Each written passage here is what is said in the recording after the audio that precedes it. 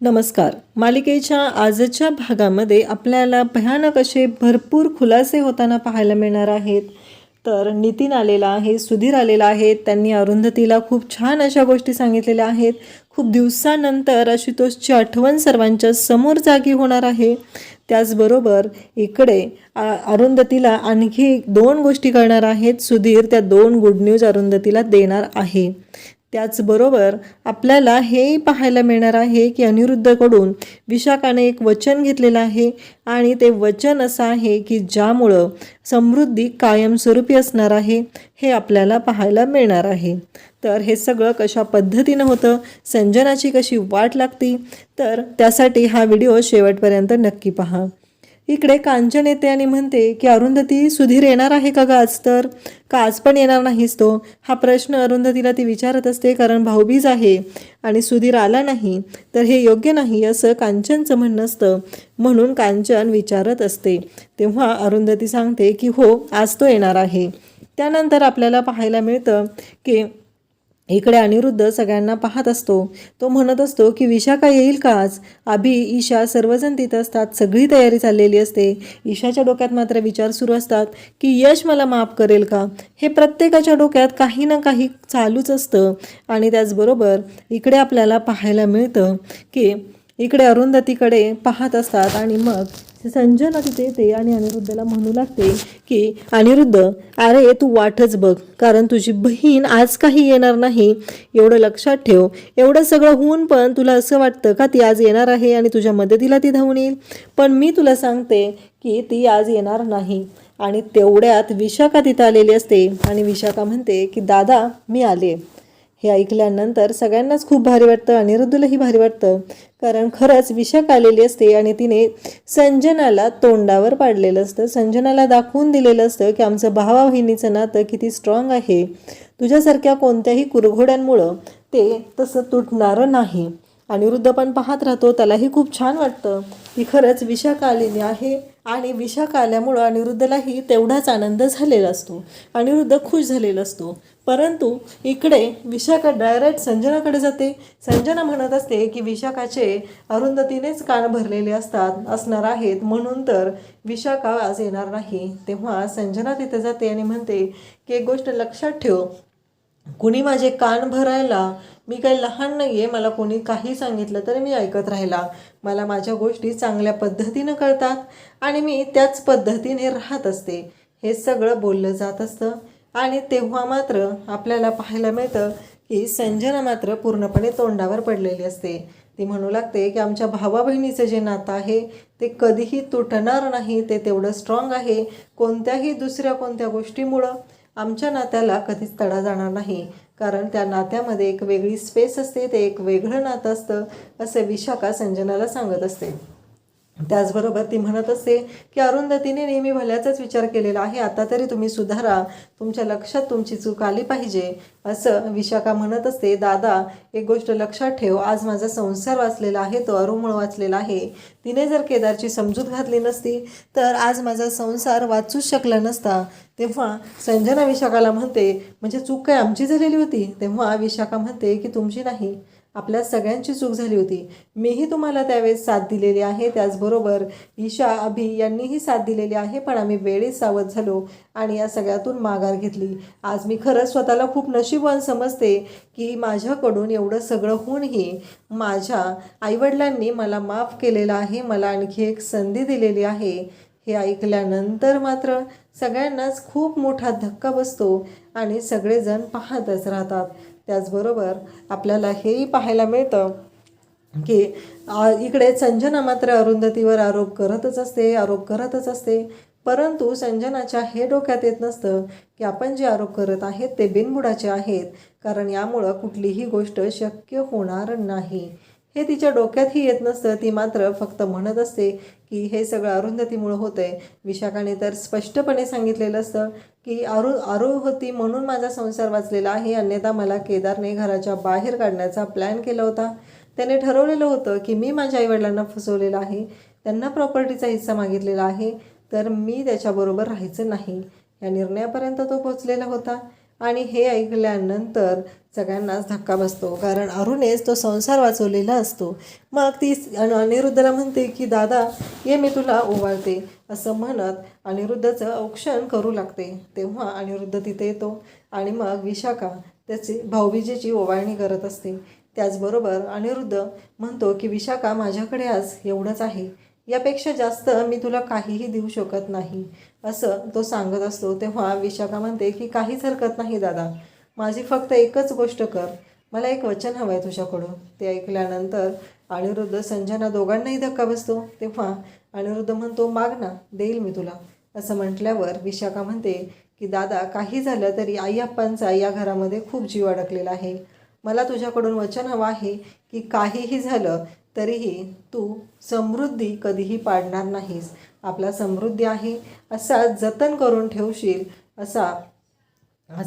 असं वचन तिने मागितलेलं आहे. आणि संजना म्हणत असते की नाही अनिरुद्ध, सगळं आपलंच होणार आहे, थोड्या दिवसांनी का होईना ते आपलंच होणार आहे, आपण इथे मोठा टॉवर उभा करायचा आहे, तू काही झालं तरी असं वचन देऊ नकोस, असं संजना इकडून ओरडत असते. पण अनिरुद्धने मात्र आता विशाखाला वचन दिलेलं आहे, पण तेव्हाही त्याने सांगितलेलं आहे की हे घर जर का मोडखळीस आलं तर त्यानंतर मात्र मी या घरासाठी, या घरातील सगळ्यांसाठी जो काही निर्णय घेईल तो मात्र मान्य करावा लागेल, असं अनिरुद्धने सांगितलेलं असतं. आणि तेव्हा संजना पाहतच राहते. तेव्हा विशाखा म्हणते की चालेल, पण काही झालं तरी सगळं व्यवस्थित असताना तू समृद्धीला धक्का पोहोचवणार नाही, याची मला हमी दे. तेव्हा अनिरुद्ध म्हणतो की हो, मी तुला देतोय तसं वचन, मी समृद्धीला काहीही होऊ देणार नाही.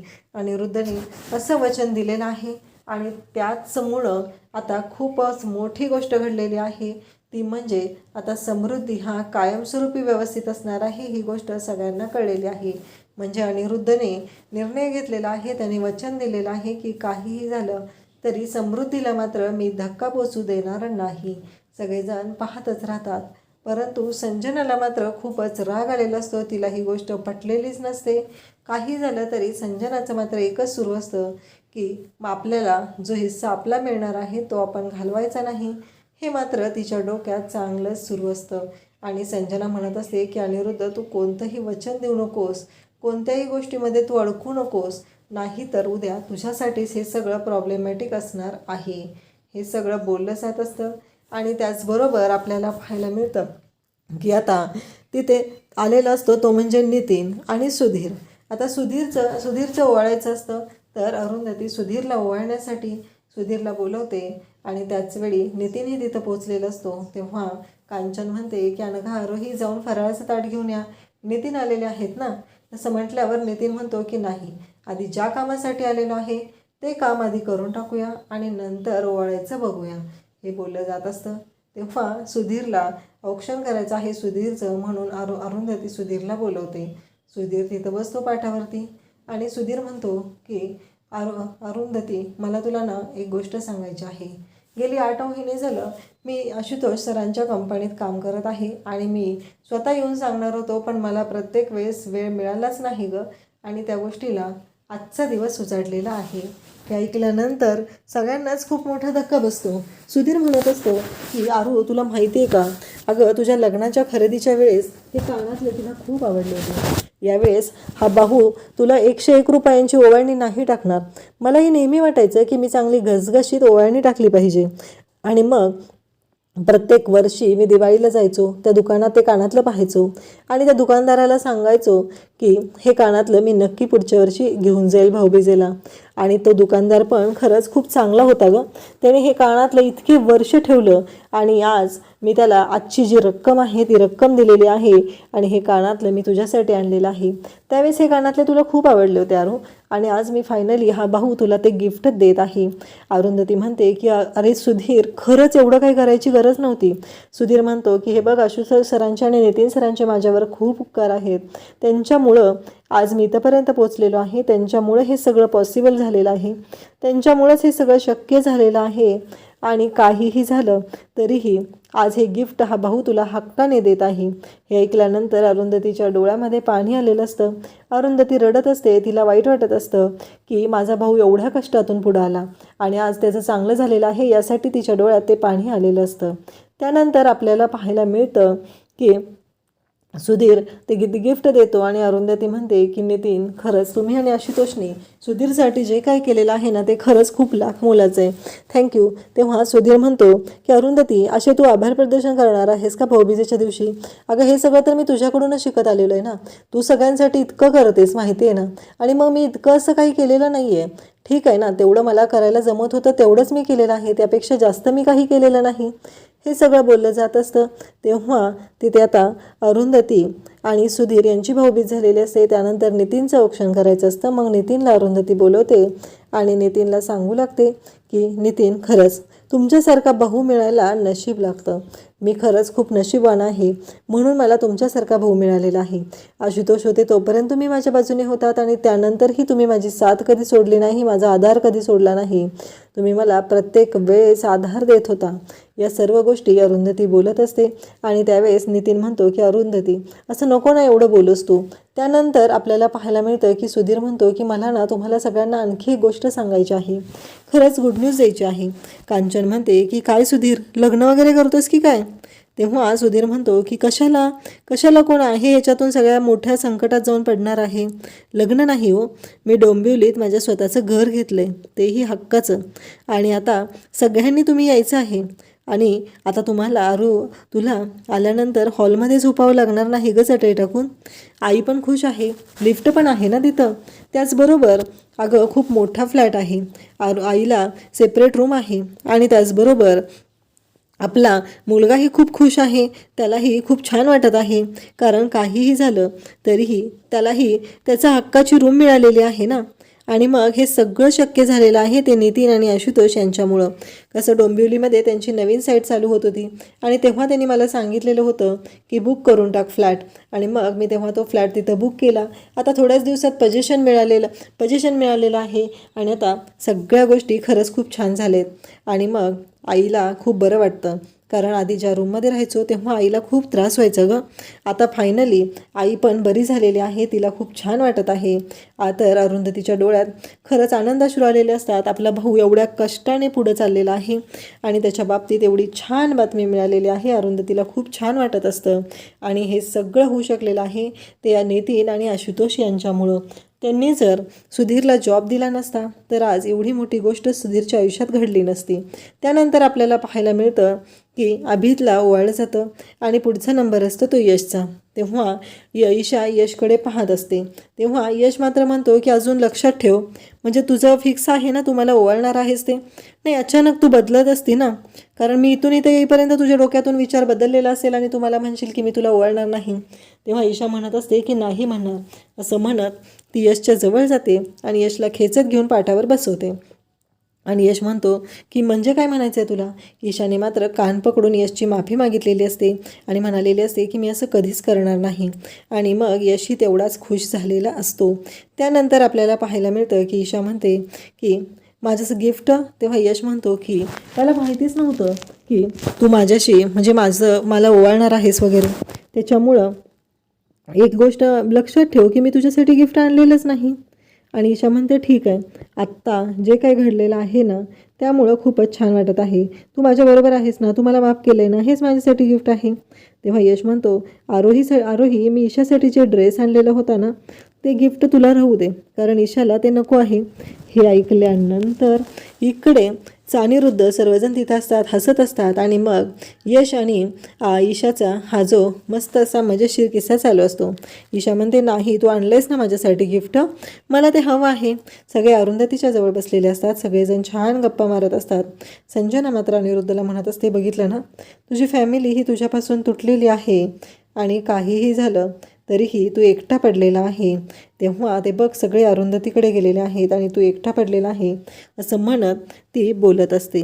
त्यानंतर आपल्याला पाहायला मिळतं की यश इकडे अरुंधतीला म्हणत असतो की आई काय झालं? तेव्हा अरुंधती म्हणते बघितलंस ना, अरे मी सुधीरला कधी मदत करू शकले नाही, कारण तो प्रत्येक वेळेस अडचणीत होता.